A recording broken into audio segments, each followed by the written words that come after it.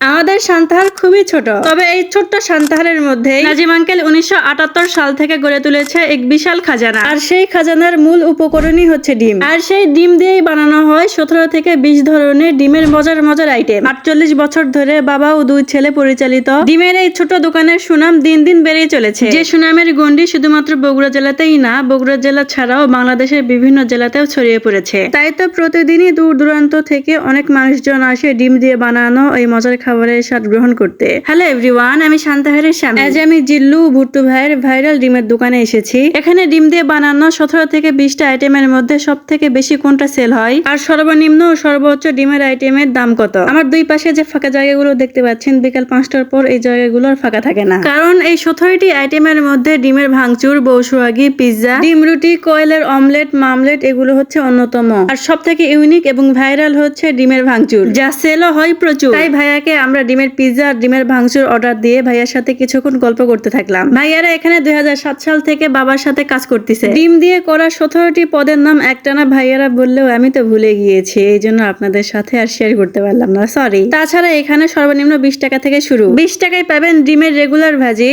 25, 30 এবং 40 টাকায় পাবেন কোয়েলের ডিম ভাজি এবং ডিম রুটি, 60 টাকায় পাবেন ডিমের ভাঙচুর ও ডিমের পিৎজা। আর পিৎজা এবং ভাঙচুর স্পেশাল করে নিলে সেটার দাম পড়বে 90 টাকা। আর বৌসুয়াগির দাম যারা জানেন তারা কমেন্টে জানাবেন। 1978 সাল থেকে নাজিম আঙ্কেল ব্যবসা করেছেন বিয়ে, হয়েছে বাড়ি, হয়েছে সম্পত্তি, সন্তানদের লেখাপড়াও করিয়েছেন, বিয়ে শাদিও করিয়েছেন এবং তাদের ভবিষ্যৎ উজ্জ্বল করে দিয়েছেন। না আছে কোনো ইন্টেরিয়র ডিজাইন, না আছে কোনো ফ্যান্সি আসবাবপত্র। রাস্তার পাশেই টং দোকানে করেছেন সাম্রাজ্য। আর এই ছোট্ট দোকানে এতই কাস্টমারের ভিড় যে বিকাল 4টা থেকে রাত 11টা পর্যন্ত ওনারা 1 মিনিটের জন্য হলেও স্বস্তিতে বসতে পারেন না। রেখেছেন আরো 2-3টি কর্মচারী। সামান্য 20 টাকা ডিম ভাজি খেতে হলেও এখানে আপনার সিরিয়ালে দাঁড়াতেই হবে। বেশ কিছুক্ষণ পর আমাদের ডিমের ভাঙচুরটি প্রসেস করতে শুরু করলো। তার আগে বলেন, আপনারা কি আগে কখনো ডিমের ভাঙচুর খেয়েছেন? খেলে এক চাপুন, আর যদি না খেয়ে থাকেন তাহলে অবশ্যই আসবেন, কারণ খেতে খুবই মজা। আমি আগে অনেক খেয়েছি। বিশেষ করে উপরে তেঁতুলের সস, আমবাগুনের সস আর ম্যাজিক মশলা দেওয়া হয়, এই কারণে ফ্লেভার মুখে ব্লাস্ট করে। এই স্বাদ আপনি নামি দামি কোনো রেস্টুরেন্টেই পাবেন না। আর এখন তৈরি হচ্ছে ডিমের পিৎজা। ডিমের পিৎজার ভাঙচুরের মধ্যে কম্পেয়ার করতে গেলে দুই